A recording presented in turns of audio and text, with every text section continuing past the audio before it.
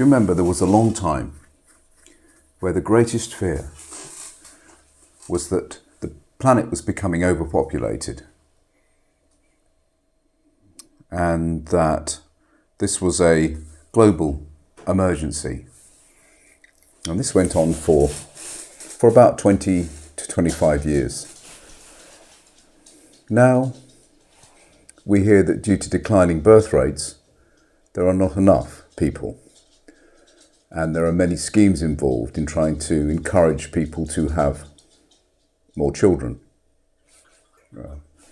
Perhaps the most extreme of these is Putin's idea to give a Medal of Russia to women who have 10 children or more, those poor girls. But also there are lots of tax incentives for families, and this is to encourage more children. And in fact, there's quite a lot of government policy in this area, particularly in countries where they have a crisis. Many in Europe, but probably more urgently in places like South Korea, which has such a low birth rate that within 20 years it may be irreversible. Within 100 years the population would have more than halved. Now you think about the consequences of that. It would simply mean that their economies are not sustainable. But it's happening closer to home. But I was sort of growing up in the time when we were worried about there being too many people. There's been a real switch around from one extreme, one crisis of too many people, to a crisis of not enough people. And it's quite interesting to follow the story as to how this has happened. I mean, where does the truth lie and what's going on? What is usual behind it are the usual suspects. This is about money, of course. And it's about the flow of money to a wealthy elite, to the CEOs and the tech bosses and the corporations. And that's what it's really about. But having just spent a week with CEOs, they don't think like me, or maybe you. They believe in the world as it is. They believe in a kind of wealth pragmatism, or as they now put it, they believe in a value-based reality. In other words, yeah, we've got values, but when they knock against reality, we have to adjust them. In other words, they're not values of the soul or the spirit. They're not values that are inherent within the human being as to morally what's right or what's wrong. But they're values of what's right or wrong depending on whether or not it interferes with their money supply. Yeah, look out for that. It's coming a bit of a buzzword, isn't it? Value-based reality. So the 60s and the 70s was a time of population panic and overpopulation worries. Whatever happened to that? It's very strange, isn't it? It just sort of disappeared. So what were they worrying about? They were worrying about there's not going to be enough food. There's not going to be enough housing. There's just not going to be enough money around if we have too many people. Resources will be stretched. And it will cause a kind of, global crisis. And, people will be kind of eating each other, basically, rampaging around the streets, looking for that last tin of baked beans, that last toilet roll, squashed into tiny little flats, 5 or 6 people.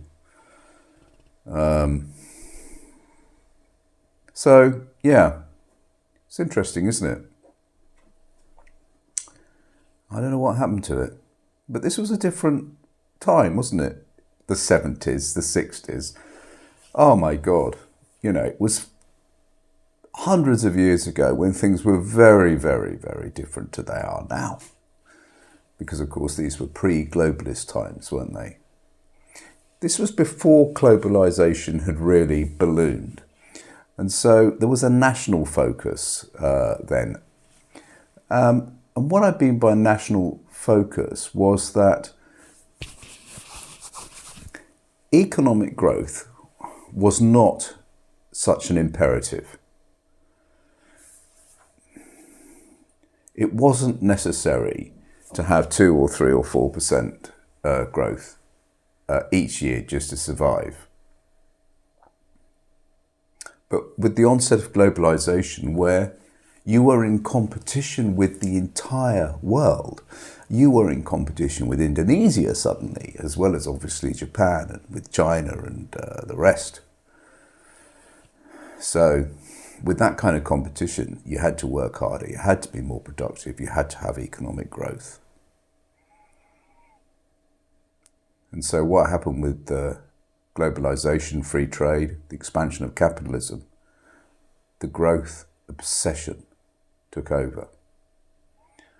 I've been hanging out with these CEOs and they're obsessed with this growth idea, and they see it as a sort of inevitable reality, although they admit that it's unsustainable in the long term. But as long as it's okay in the medium term, they'll push it on. So to sustain economic growth, you need more people, you need more workers, you need more consumers. So suddenly, with the onset of globalization, you've got a desire amongst the wealth generators and the corporations and the capitalists and the political right. You have got to try and get as many people consuming as you possibly can, and as many people producing in order to sustain the growth. So now, what really is happening is that the people, your citizens, are the fuel. They're the logs that you throw on the fire to keep the bloody thing going. And you need as many as possible. The more, the merrier. You don't mind where you get them from. Obviously, you want as many people into the workforce as possible.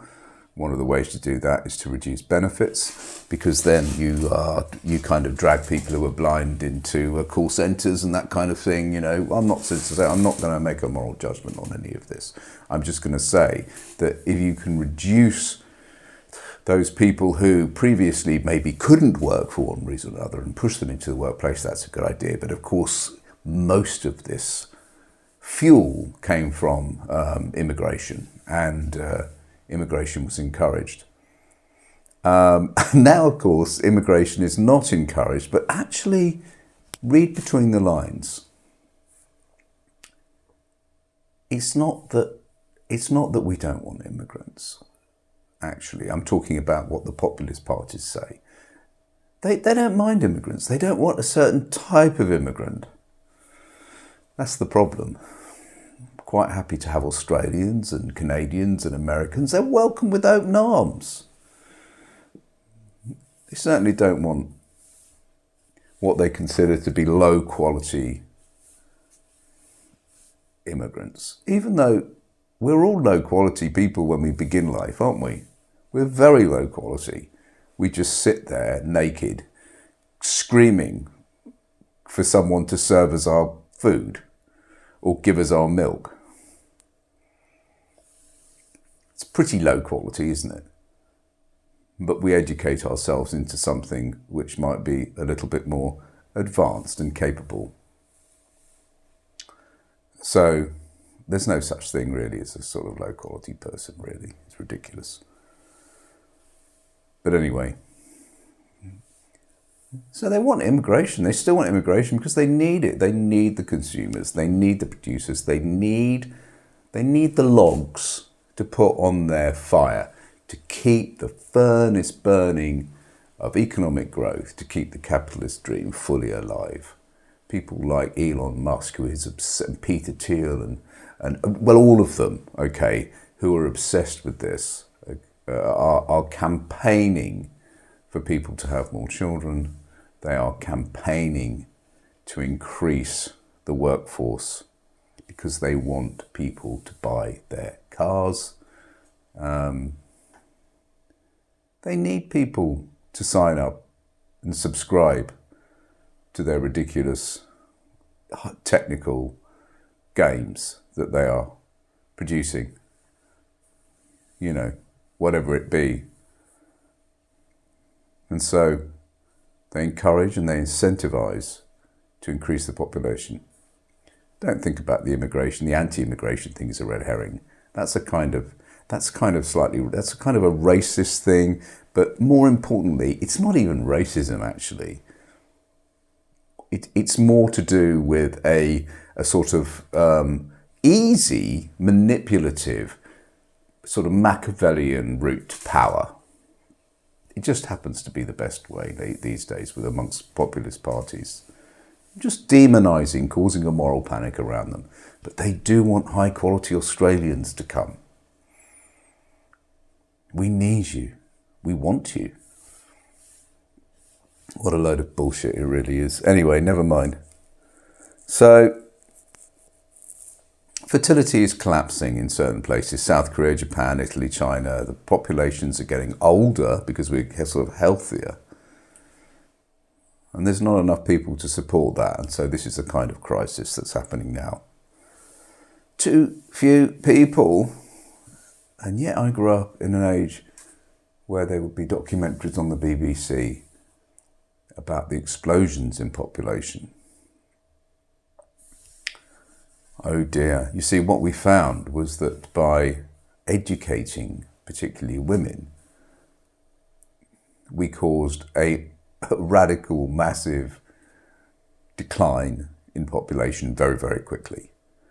Bangladesh almost revolutionized itself.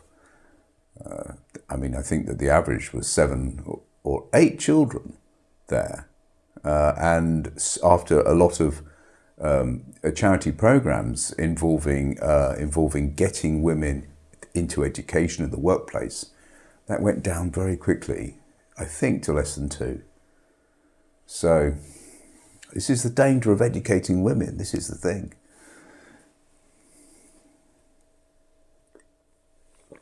Now I'm being ironic then, and I'm sort of talking as one of those weird populist guys like Farage and Peter Whittle and the rest of them, you know, who secretly want women to be sort of childbearing and barefoot in the kitchen.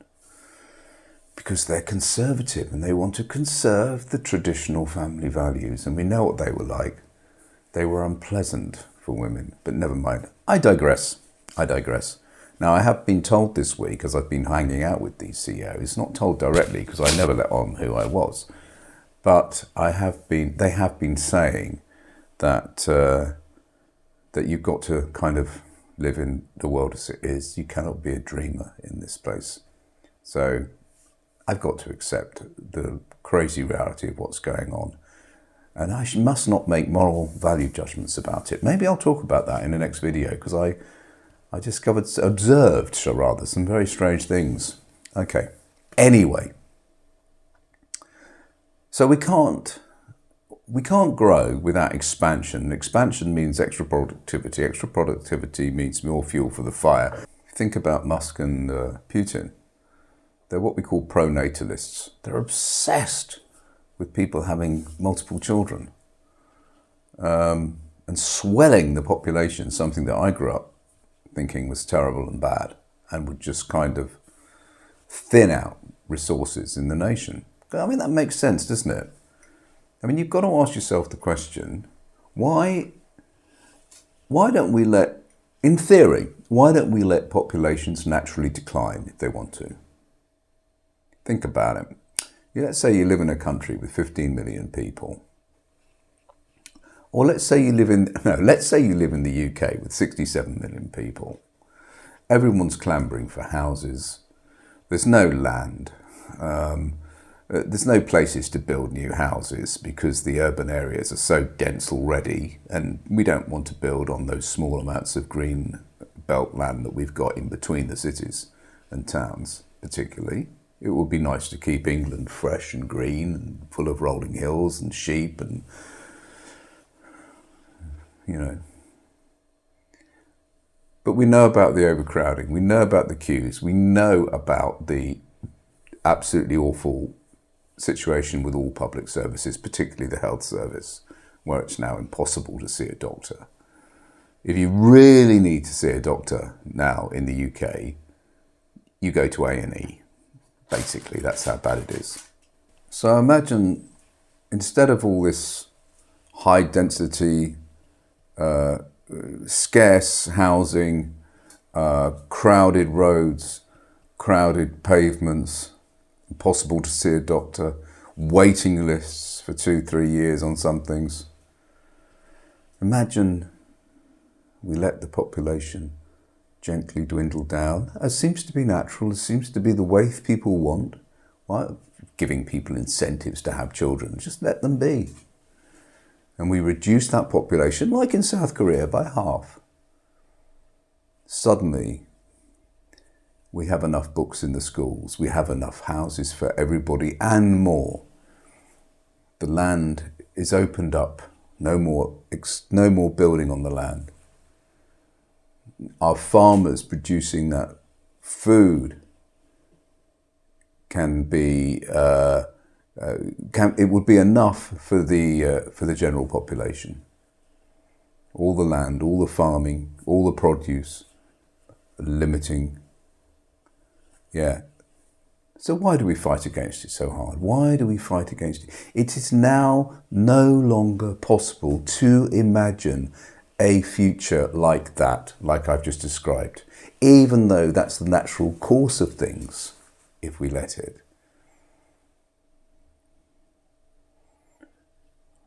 It's strange. Well, of course, the reason that we can't envisage in reality that happening is because of capitalism, which demands that we endlessly add more fuel to the fire, those logs, those human beings, those workers. There are people on the other side of the fence who are antinatalists who argue that actually bringing a child into a world such as this is an act of child cruelty. So, you pays your money, you takes your choice on that. We need more people, they say. We need more soldiers. We need more taxpayers. We need to develop more markets. We need more productivity. The fear they have of losing power, because that's what would happen. If you don't join in the globalist game, the open competition, then as an isolated nation, you would end up being like some sort of weird kind of alien island, disconnected. It would be a strange thing. I mean, it could be done. I mean, somebody could have a go at it, but nobody ever would, of course. I guess in a way, that's what Brexit was about, of course. Brexit. Well, the myth of Brexit, the idea of Brexit that people had, the Brexit they were sold. There was this idea that we will become this kind of island that was separated from everything else, that had we were never in collusion politically with any other country or authority, and that somehow it would be great. But of course, as I've just pointed out, that could never happen, because the same people who engineered Brexit are the same people who are obsessed with losing power. It's all double standards. I think there is a growing religious taboo, cultural taboo about childlessness. I've noticed it creeping up. The demonization of women who don't want children, I think, is one of the most appalling and disgusting things that are sort of going around at the moment. Saying that a woman has a moral duty to procreate and to bear children. Being looked down upon if you don't. And you'll see that it's not just at a political level that it's encouraged through tax incentives, but as I said, at a cultural level. What about Jordan Peterson? How many followers has he got? How hysterical is he about this subject? So he was once asked about dating advice. And he said, first thing is, don't go near a woman who doesn't want to have children. There's something wrong with her. I don't know. Don't get me started on Jordan Peterson, for God's sake. I'll be here for hours and it's late. It's not so much Jordan Peterson that annoys me, but I think I'm just annoyed with those people that kind of just follow him blindly. Those people who imagine they go into arenas and he gets on stage in that fucking stupid suit, and starts telling them to clean their room, and that men represent order and women represent chaos, and that all universities should be closed down because they're Marxist breeding grounds. There's something wrong with that. And I told you not to start me. Right, okay, let's move on. Okay, so basically they're saying there's something sacred now about having children. I don't believe any of this. I think it's all absolute rubbish. I don't think there's anything sacred actually about life itself. Life is what it is, and you shouldn't interfere with somebody they're alive. But the idea that it's sacred, the idea that you keep somebody alive for years and years, even though they're in agony, because, it's sort of sacred thing, just really human cruelty at its worst. I mean, that's the reality. Yeah, women being called selfish because they don't want a child. I don't know. Anybody who's got half a brain must realise that why would you bring a child into a world like this anyway? But that's another story. Because if you want to, go ahead. I'm not going to make any moral judgments about that. The thing is, sorry, the dog is trying to eat my light. Sit down. Okay, sorry about that. So in other words, the population panic. We've got too many, we've got too few. Is there enough? Not too many. Yeah, we need immigrants, but only white ones from Australia. Canada, okay, just about. No French, no Italians, by the way. They're not quite right. We don't trust the frogs. It's about the design of the system. Too many, too few depends on whether you need fuel. Fuel to keep up with this endless, essential imperative, which is economic expansion, economic growth. The system can't handle stability. It must drive forward. So we're absolutely buggered, aren't we? Because we can never establish ourselves and live in a stable environment. We will always have to go into the dramatic future, facing crisis after crisis. As bubbles come and bubbles go, things hot up, bear markets, bull markets, but forcing forward,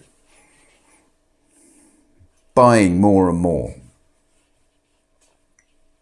working harder and harder, even though, that was not the dream, was it? Remember the 60s and the 70s when computers came out and the dream? Very interesting, the work of Mark Fisher, if you're interested, about his concept of hauntology. That we are haunted by a future that never came. Do you remember the dreams? We used to dream about life. And in fact, for a while post-war, it was possible.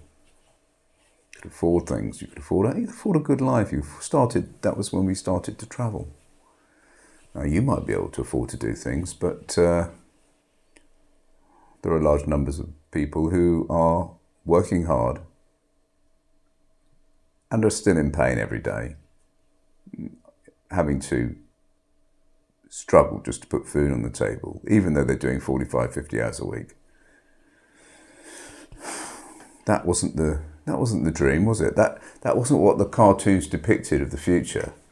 I thought we all had hover boots and we had flying saucers and computers. Everything was automated, and we kind of we read books and sort of sat under apple trees, and we played. We were all naked in sort of like walled gardens with growing strawberries.